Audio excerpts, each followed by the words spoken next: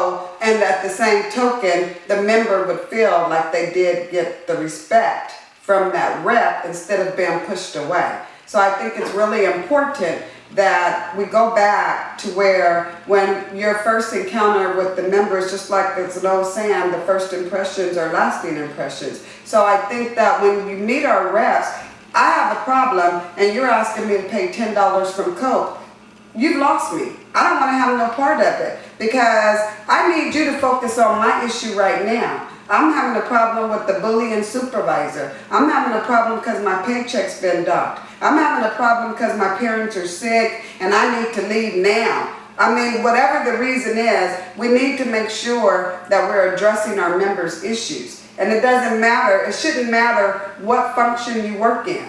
It doesn't matter. If you work for SEIU, they should all be trained to make sure that they represent all members to the fullest. That should be the focus, so that no member ever walks away feeling like, oh my God, they didn't help me, or this union sucks, or I'm not gonna, what do I pay union dues for? Because 90% of the time when you have a union meeting, if you don't have food, the members are not gonna come.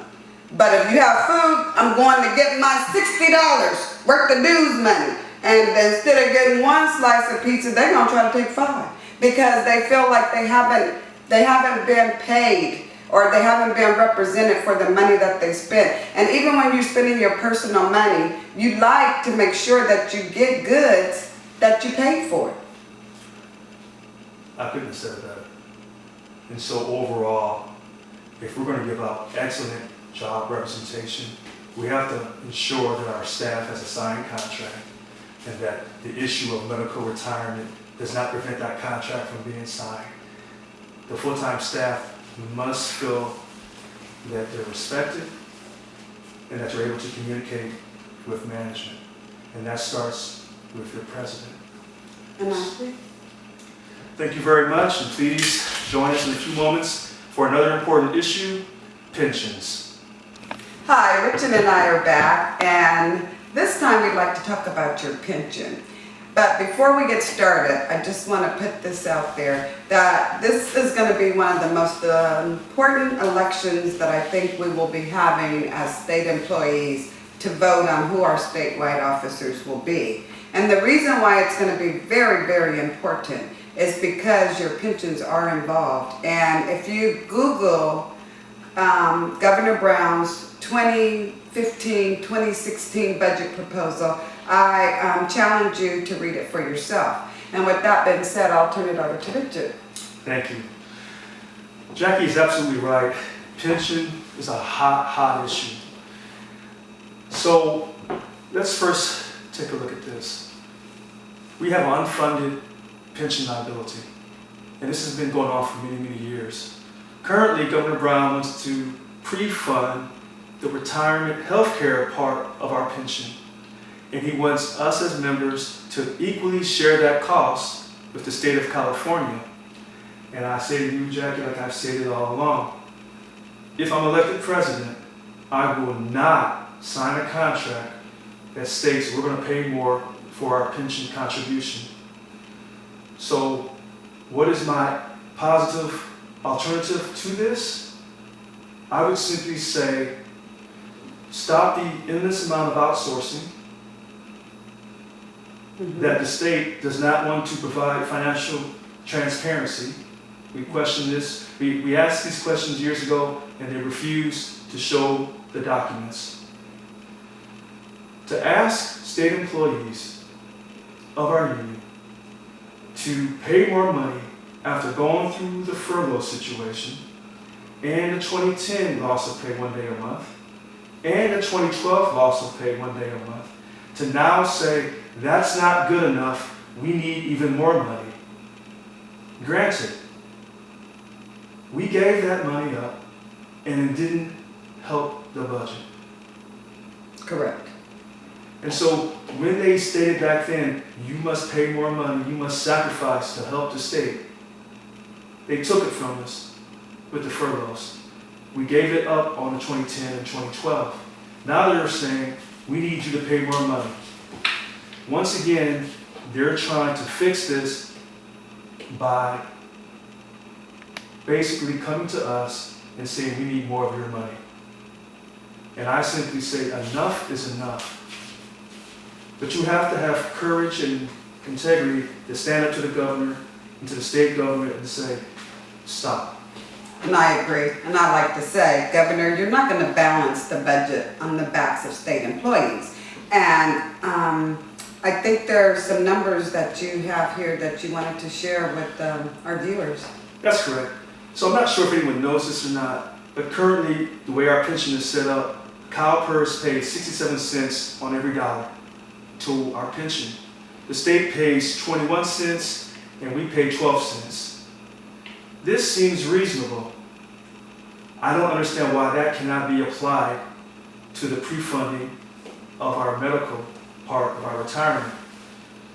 I'm already on record. I told the new California State Treasurer, John Chung, on March 11th, that if I'm elected president of Local 1000, I would not sign a contract stating we're going to pay more money for our pension. He wasn't pleased to hear that. He says that, of course it has to be bargained into different unions, and he thinks it's important that we do pay extra. But I'm on record. So this is just an example that I have the courage to stand up and say, no. It's not me saying things that people want to hear. I'm telling you what I deeply feel. And, there are people that witnessed this conversation I had with the treasurer, you say treasurer, Mr. Chung.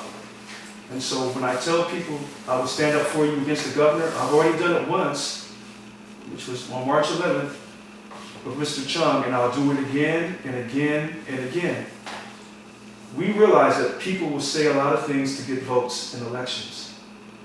I'm glad that you're working with me because we say what we mean what we say, and we can show you the proof.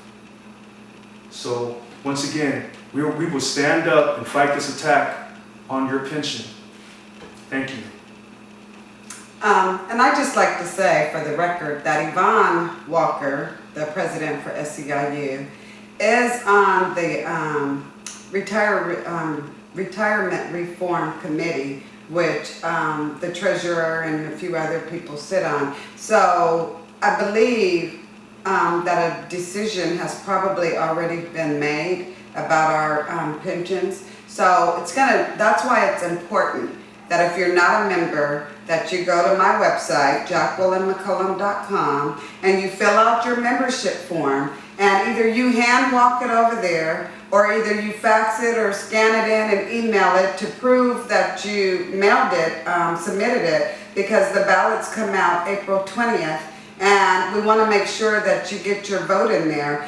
And you're not going to fill it probably right away, but you're probably going to be bringing home maybe anywhere from $200 to $300 less is what I'm calculating after you get your 2% raise and your medical goes up and your retirement, and then you're going to feel the pain and then you're going to be upset. So be proactive instead of reactive and go down and fill out your membership form. Again, that's JacquelineMcCollum.com. And you can also find Richard at Richard Lewis Brown for SEIUpresident.com. Thank you, and we'll catch you in our next segment. Hi, we're back, Richard and I. And this is going to be our last segment, and we'd like to talk to you about transparency.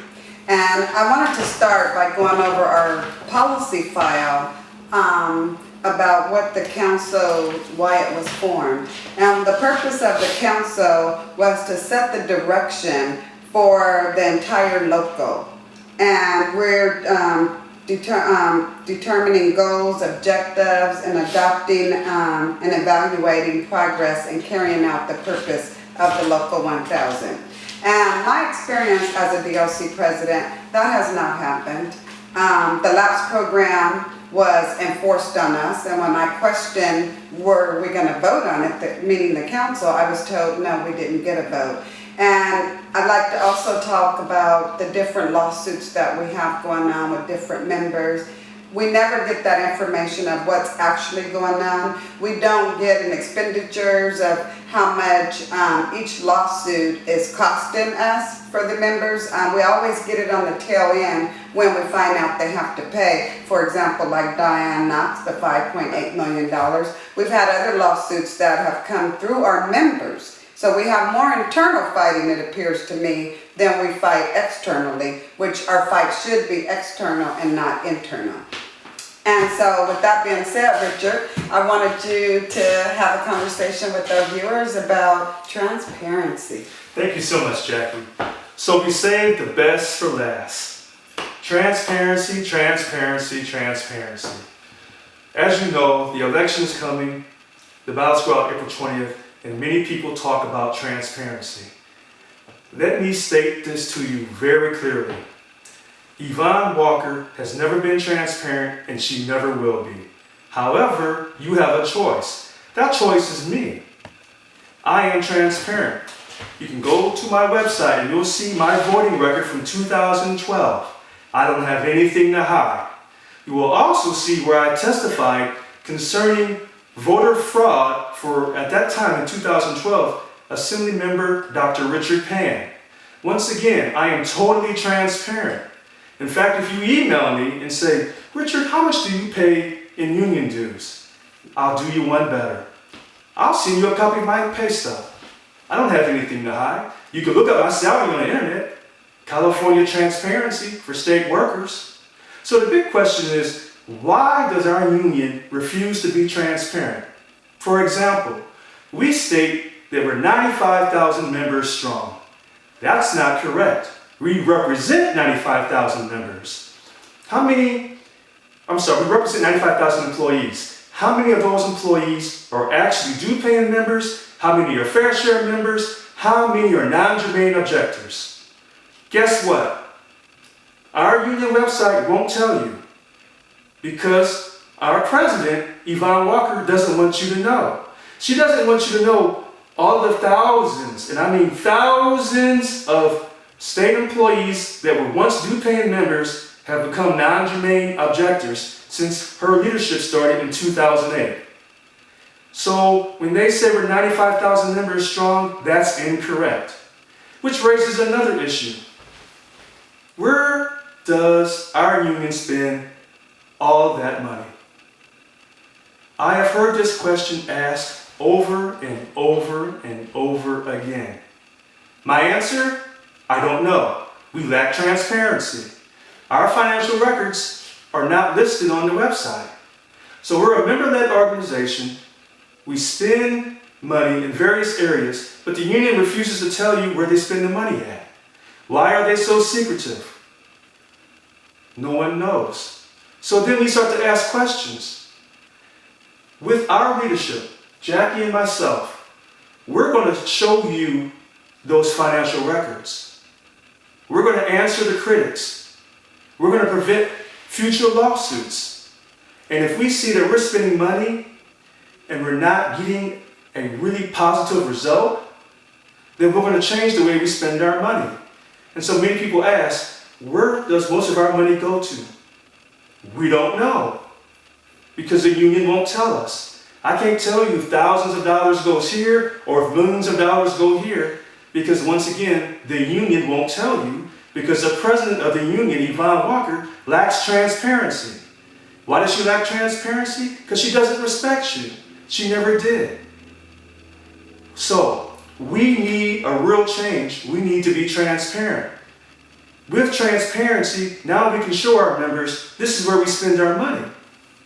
And then if people say, well, let's change how we spend money, then we can take a transparent vote, because we lack transparency in voting. We can do that, and we can change how we spend our money. And this will create real positive change, and therefore now we can go back to those who are non-germane or those who are fair share and say, listen, we're going to eliminate this negative perception that we just take your money and we don't give you any type of high quality service for that money. Will you please now come back to the union and become due-paying members? The vision, our vision, is to have 100% due paying membership. In order to get that, we must be transparent, we must admit our mistakes, we must fix our mistakes, and show that we won't keep doing the same actions that caused problems in the past. We must change, but it must come through transparency, and you must have a leader that has the integrity and the vision to see through this and see this plan. Currently, you will not get this with the current leadership. Therefore, by electing myself, Richard Lewis Brown, Jacqueline McCollum, you will get transparency. You will get two leaders that have the courage, the integrity and the vision to change our union. If this does not happen, I can promise you, you will not see transparency in the future if you re-elect Yvonne Walker and her slate of members. That will not happen because it hasn't happened since 2008. In fact, I'm not sure if it's ever happened. So in order to change our union, we must become transparent. This is vital. We must eliminate all the perception of wasteful abuse, possible corruption, and wrongdoing. If we don't do this, we will lose our union in the future. We don't want to do that because we understand how important unions are across America for the middle class and the working poor. Unfortunately, the media has been against us over the years, particularly the Sacramento Bee, Mr. John Ortiz. Here's my challenge, Mr. Ortiz. If I'm elected president, you can come down anytime and watch us work. We're going to show you transparency. In fact, with the election, once I become president, our quarterly council meetings, where our DOC presidents and other elected officials come to, we're going to videotape that as well. There will no longer be secrecy. You won't have to wonder